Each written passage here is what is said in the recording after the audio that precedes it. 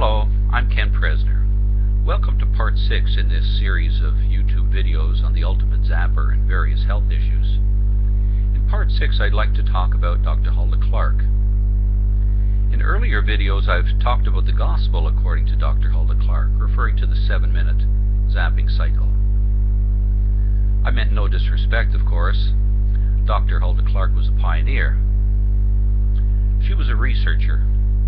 She did not make zappers. So, if you read about Dr. Hulda Clark zappers, you're not reading about her zappers. You're reading about people who used her name, or are using her name without her consent, to sell their zappers. There is a cycle that she recommended of 7 minutes with 20-minute breaks for zapping, and that applied to her A6 zapper and the other weaker zappers on the market which need 7 minutes at least to begin with. The ultimate zapper begins at only 15 seconds because it's much more powerful. The problem with following anyone, Dr. Clark or anyone else, is that this does not give very much flexibility for people to follow their own heart.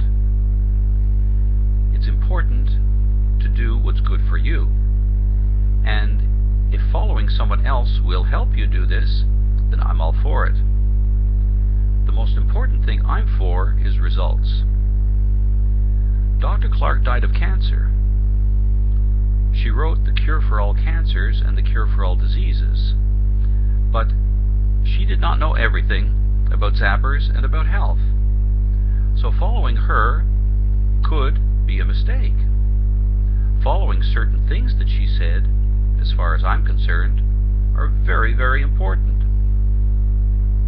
She had an understanding of toxicity and the interplay of toxins and pathogens, which really set the alternative health field on fire because it focused the attention where it belongs.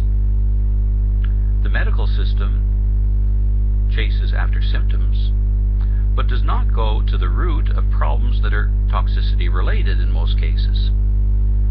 What Dr. Clark did was focus on the need to look at toxicity and opportunistic pathogens.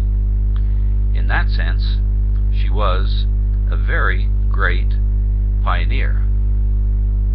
I passed a message of gratitude to her years ago, and I am very grateful to her for the work that she did and for the inspiration that I got from her, which led me to invent the ultimate zapper in 1996.